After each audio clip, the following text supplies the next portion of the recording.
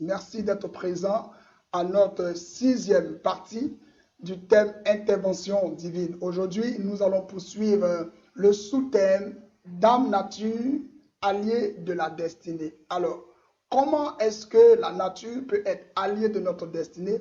En quoi est-ce que la nature peut-elle nous apporter un plus dans l'accomplissement de notre destinée sur la terre? C'est le sujet que nous allons traiter aujourd'hui et je vous promets aujourd'hui, nous allons tenir nos points de prière.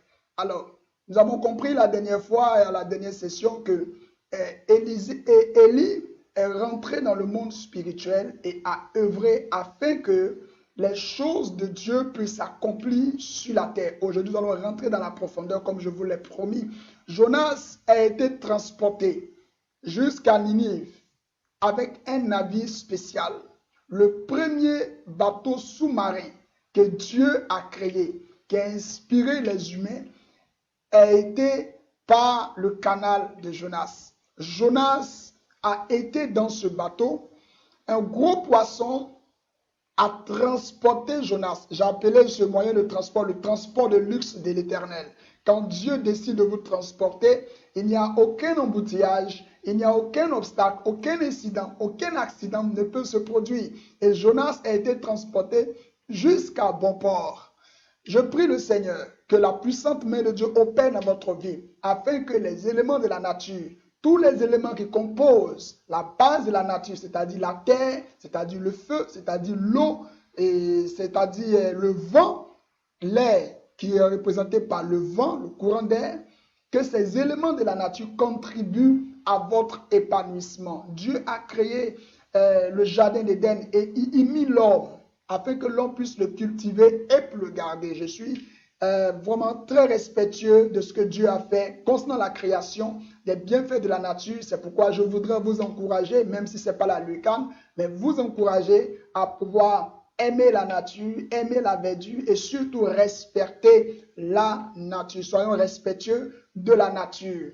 La main de Dieu a opéré dans la vie du peuple d'Israël. Dans le désert, la Bible dit, pendant qu'ils avaient soif, Dieu donna instruction à Moïse. Et Moïse a parlé au rocher. Et le rocher a ressorti l'eau. Le rocher a donné de l'eau à boire au peuple. Comment un rocher peut-il pouvoir aux besoins des humains? C'est le miracle de Dieu. Quand vous savez utiliser les instructions que Dieu vous donne, la nature devient votre allié pour l'accomplissement de votre destinée. Aujourd'hui, nous aurons des exemples très concrets, pratiques de nos jours, comment Dieu intervient dans notre vie par le canal de Dame Nature. Il est arrivé également que le peuple d'Israël, avec l'histoire de Balaam qui était envoyé à maudire le peuple d'Israël, maudit Moïse et toute la population qu'il dirigeait dans le désert. La Bible dit que Balak, qui était un puissant roi, ayant entendu l'arrivée du peuple d'Israël, avait peur à cause des exploits qu'il avait entendus que le peuple d'Israël avait réalisés. Alors, il a mandaté des émissaires vers Balaam, afin que Balaam maudit le peuple d'Israël, parce que Balaam avait une bouche aiguisée. Balaam était un divin, mais Balaam maîtrisait les choses spirituelles. Il savait parler aux éléments de la nature. Et la Bible dit que le jour où il partait pour se rendre à cette mission, l'âme de Balaam a parlé à Balaam. Parce que Dieu ne voulait pas détruire Balaam. L'âme de Balaam, qui est un animal, qui est un élément de la nature, a parlé à Balaam, afin que celui-ci soit épargné de la destruction qu'il attendait sur son chemin. Un ange avec une épée flamboyante, puissante épée, était prêt à le détruire. Lorsque l'âme l'a averti, l'âme l'a mené au salut. Grâce à l'âme, Dieu peut utiliser n'importe quel moyen, n'importe quel élément de la nature pour te venir en aide, pour te soutenir. C'est pourquoi il est important de plonger ses regards dans la parole de Dieu. Au travers de la parole de Dieu, nous découvrons les clés possibles pour déverrouiller les portails au devant de notre vie qui sont encore fermés par les éléments de la nature. Oui, les éléments de la nature opèrent dans notre destinée. Toute activité que nous menons sur la terre est rattachée à un élément de la nature. tous ceux qui travaillent dans l'aviation, qui travaillent dans l'aéronautique, toutes ces personnes sont rattachées à un élément de la nature qu'on appelle l'air. C'est le courant d'air, c'est l'air, l'espace. Ils utilisent le ciel pour exercer leur activité. Tous ceux qui ont une activité nautique, une activité de pêcheur, même les vendeuses de poissons, même, je dirais, les mécaniciens de bateaux, ils ont une activité nautique. Ce n'est pas que des pêcheurs seulement qui ont une activité nautique. Tous ceux qui travaillent dans l'eau, leur destinée est rattachée à ces éléments importants. Je peux vous garantir un fait. Tous ceux qui sont dans la communication, les ressources humaines, waouh, ne manquez pas la prière de ce vendredi. Ce vendredi, je vous promets 10 points de prière dans différents secteurs d'activité. Nous allons pas généraliser, mais nous allons compartimenter, nous allons marquer une certaine différence avec des points de prière dans chaque domaine d'activité, afin que vous puissiez voir la main de Dieu qui puisse opérer dans votre vie. Pierre n'a pas changé de métier. Quand Pierre a rencontré Jésus, il avait une activité nautique. Pierre était pêcheur, il pêchait des poissons, mais quand il a rencontré Jésus, il y a une innovation de taille qui s'est produite dans sa vie professionnelle. Automatiquement, il est devenu pêcheur d'hommes. Waouh, cette expression est dotée de plusieurs sens. Il y a des clés dans la parole de Dieu pour vous donner de prospérer dans votre domaine d'activité. Ce vendredi, ne manquez pas la prière du Blessing Today. Nous allons activer des ordres divins afin de nous performer et de réaliser des exploits dans notre domaine d'activité. Il est important de savoir ces choses. Tous ceux qui sont dans la communication, qu'on est régie publicitaire, mais c'est le vent qui est votre élément, parce que le vent transporte les ondes. Le vent est le symbole de la communication. Vous verrez des choses extraordinaires vont se produire dans votre vie. Mais ce matin, revenons à un cas pratique. Nous avons débuté le test de Jacques chapitre 5, le verset 17 au verset 18. Jacques, le chapitre 5, le verset 17 au verset 18. Je sais que vous partagez énormément ce direct parce qu'il est important de le partager pour faire du bien à quelqu'un qui peut être dans le besoin. Il est important de propager ensemble la parole de Dieu. Jacques chapitre 5, le verset 17 au verset 18. Je vous lis le texte. Élie est un homme de la même nature que nous. Il pria avec instance pour qu'il ne plût point. Et il ne tomba point de pluie sur la terre pendant 3 ans et 6 mois. Il pria de nouveau et le ciel donna de la pluie et la terre produisit son fruit. Pour que la terre puisse produire son fruit, il a fallu que la pluie descende du ciel. Pour que la pluie puisse descendre du ciel, il a fallu qu'un homme appelé Élie puisse se mettre dans la présence de Dieu pour activer des points de prière, des clés stratégiques afin que la pluie puisse descendre. Si vous me suivez et que vous avez un page cultivateur, vous me suivez, vous avez quelqu'un, vous êtes même éleveur, vous me suivez et vous vendez des articles qui proviennent de la terre, sachez que ces points de prière sont des clés pour votre succès, votre épanouissement dans le domaine dans lequel vous évoluez. Je peux vous garantir que chaque secteur d'activité, chaque domaine d'activité est rattaché aux 4 éléments qui composent la base solide de la nature. Élie est un homme de même nature que nous, un cas pratique. C'est-à-dire que Élie avait des besoins primaires. Élie avait besoin de manger, Élie avait besoin de boire, Élie avait besoin de dormir, il avait besoin de se mouvoir, de travailler, de se déplacer. Ces besoins-là, tout être humain le manifeste. Donc, ce qui prouve que Élie est un homme de même nature que nous. Élie a réussi à défier les lois de la nature à partir d'une déclaration prophétique. Ce matin, nous allons agir par les ordres de l'Éternel afin que les éléments de la nature, rattachés à notre destinée se meuvent pour nous, entrent en action pour nous, pour faciliter et favoriser l'accomplissement des desseins de Dieu dans notre vie. Élie est un homme de la même nature que toi, de la même nature que moi. Mais cet Élie a réussi à défier les lois de la nature. Vous savez, quand on devient un homme spirituel, une femme spirituelle, dès l'instant même d'ailleurs que vous avez accepté Christ, sachez une chose, quand vous confessez le nom de Jésus, vous engagez le monde spirituel à vos côtés. Quand vous déclarez la parole de Dieu, quand vous plongez vos regards dans la parole de Dieu, vous exercez un exercice, une activité spirituelle qu'on appelle la méditation. Dès lors, vous êtes des hommes spirituels. Écoutez-moi très bien.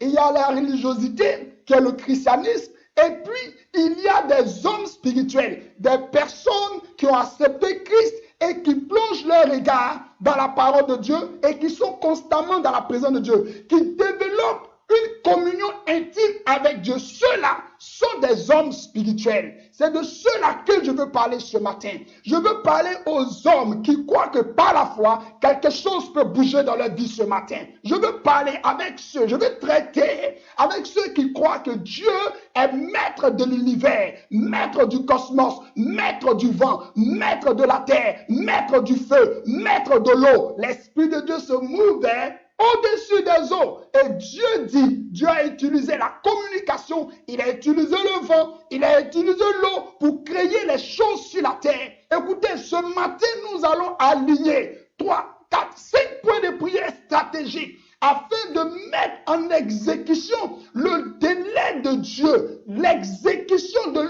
l'ordre de Dieu dans notre vie. Ceux qui maîtrisent ces phénomènes agissent et interagissent avec le monde spirituel. Ceux qui maîtrisent ces données de la nature utilisent la nature à leur propre fin. Mais je crois que la parole de Dieu renferme les clés afin que la nature, les cieux qui sont au-dessus de ta tête, la terre qui est sous tes pieds puissent répondre à tes besoins par le nom de Jésus. Un jour, Élie est apparu à un grand roi qu'on appelait Akab. Akab était le roi du royaume d'Israël. Le royaume d'Israël était divisé en deux. Il y avait le royaume de Juda et puis le royaume d'Israël qu'on appelle le royaume du Nord. Akab était le roi du royaume du Nord et la capitale était Samarie. Et Akab et sa femme Jézabel ont entraîné le peuple d'Israël dans l'idolâtrie. Ils ont mené un dieu qu'on appelait Baal. Baal est le dieu de la fécondité. Baal est le dieu de l'orage, celui qui fait descendre la pluie. Baal est le dieu de la fertilité. Celui qui donne l'abondance dans l'agriculture, dans les récoltes, dans les affaires. Alors, Akab et sa femme Jézabel ont introduit en Israël une idole, ont introduit l'idolâtrie. Et Élie, ayant reçu la révélation, poussé par l'Esprit de Dieu, s'est tenu devant Akab et a fait cette déclaration dans 1 Roi chapitre 17. Il a dit à Akab que la pluie ne tombera pas pendant 3 ans et 6 mois. Et il a fait une déclaration prophétique. Juste après que Élie ait quitté Akab, la Bible dit qu'un vent chaud et brûlant s'est mis à souffler sur toute la nation, sur tout le pays. Les récoltes qui auparavant à cette période donnaient une bonne moisson, une bonne production, la sécheresse a commencé à frapper. Même les eaux de la ville, les eaux du pays ont commencé à tarir par la parole prophétique. Les eaux du pays ont commencé à tarir. Il y a certaines eaux même qui ont séché, certains cours d'eau qui ont séché carrément. Et lui-même a été quelque part victime parce qu'il se trouvait au torrent de Kérit. Et la Bible dit que l'eau tarissait à cet endroit-là. Et Dieu l'a orienté vers la veuve de Sarepta. Comprenez une chose, la parole de Dieu est un élément puissant pour contrôler les sphères, pour contrôler les choses dans la nature, pour contrôler les éléments de la nature. Et chacun de vous, chacun de nous, chaque personne est attaché à un élément de la nature. Écoutez-moi très bien, chaque personne est attachée à un élément de la nature. Il est important de savoir que les éléments de la nature peuvent être utilisés pour empêcher ta destinée d'avancer. Et donc, si tu sais les armes qu'il faut utiliser, si tu maîtrises les clés dans la parole de Dieu, quelque chose peut être décanté pour toi. Et je crois, en ma qualité de serviteur de Dieu, qu'il y aura un exploit considérable qui se produira dans ta vie. Il y aura un miracle extraordinaire, palpable, qui se produira dans ta vie. Il est question de faire bouger les choses dans ta vie. Élie est un homme de la même nature que nous. Et comme toi, Élie a fait bouger les choses à Samarie. Les éléments de la nature ont collaboré avec Élie. C'est pourquoi je voudrais attirer votre attention sur la nécessité pour le croyant en Christ de développer une étroite communion avec Dieu par le Saint-Esprit. Quand Élie a parlé à Akab, automatiquement, les choses ont commencé, les événements ont commencé, la sécheresse a commencé, le ciel s'est fermé, les eaux ont commencé à rentrer dans le sol, la terre a commencé à se dessécher. Pourquoi? Parce que Élie a annoncé la parole de Dieu. Il a annoncé, vous devez développer votre communion avec le Saint-Esprit, votre communion avec Dieu par le Saint-Esprit. Et par là, vous aurez une sensibilité sensorielle. Vous aurez une sensibilité à l'écoute de la voix de Dieu. Vous saurez reconnaître quand il faut agir, comment il faut agir par la parole de Dieu dans votre vie. Ce ne sont pas des paraboles ni des paroles dites en l'air. Non, ce sont des réalités que vous pouvez expérimenter. Faites bouger les choses positivement dans votre vie par la connaissance et les clés que contiennent la parole de Dieu. Élie savait entendre la voix de Dieu. Il savait reconnaître les signes annonciateurs de l'intervention divine dans le lieu, dans sa destinée. Il savait reconnaître parce qu'il avait cultivé une sensibilité. Comme vous allez lire 1 Roi chapitre 18, vous allez découvrir que Élie a dit à Abdias, l'Éternel devant qui je me tiens, l'Éternel devant qui je me tiens est vivant. Élie savait que son Dieu est un Dieu qui se meut, un Dieu qui bouge, un Dieu qui est dans le mouvement, un Dieu qui fait avancer les choses, un Dieu qu'on ne peut pas arrêter, un Dieu qu'on ne peut pas stopper, un Dieu qui commence et personne ne peut l'arrêter, un Dieu qui ouvre une porte et personne ne peut la fermer. Je prophétise ce matin qu'une porte s'ouvre dans ta destinée, une porte s'ouvre dans ta vie, une porte s'ouvre dans les 5 compartiments majeurs de ta destinée, dans ta vie spirituelle, dans ta vie maritale, dans ta vie financière, dans ta vie professionnelle, dans ta vie sociale. Qu'un portail s'ouvre par le nom puissant de Jésus. La puissante main de Dieu est en train de faire une opération dans la vie de quelqu'un qui nous suit ce matin, qui nous suit actuellement. La main de Dieu est en train d'opérer. Si tu as été attaqué par les éléments de la terre, on a utilisé la poussière contre toi pour fermer ton intelligence, pour fermer ton ouverture, ta sagesse, pour fermer ta connaissance. Parce qu'on peut utiliser la poussière. Quand la poussière est utilisée dans le monde spirituel, quand les mystiques, les occultistes utilisent la poussière dans le monde spirituel contre la destinée de quelqu'un, cela ferme son intelligence, cela ferme sa connaissance, cela ferme sa sagesse. Vous arrivez à des moments où vous étudiez le jour de l'examen, tout est flou sous vos yeux. Quelqu'un a utilisé un élément de la nature qu'on appelle la poussière contre vous. Mais ce matin, nous allons annoncer les oracles de Dieu. Élie est un homme de la même nature que nous. Et Élie a utilisé les 4 éléments qui composent la base de Dame Nature, notre allié de notre destinée. Dame Nature est composée de 4 éléments principaux. Le premier élément, c'est la terre. Le deuxième élément, c'est l'eau. Le troisième élément, c'est l'air, qu'on pourrait appeler le vent. Et le quatrième élément, c'est le feu. Dans le ministère d'Élie, on a vu ces 4 éléments interagir.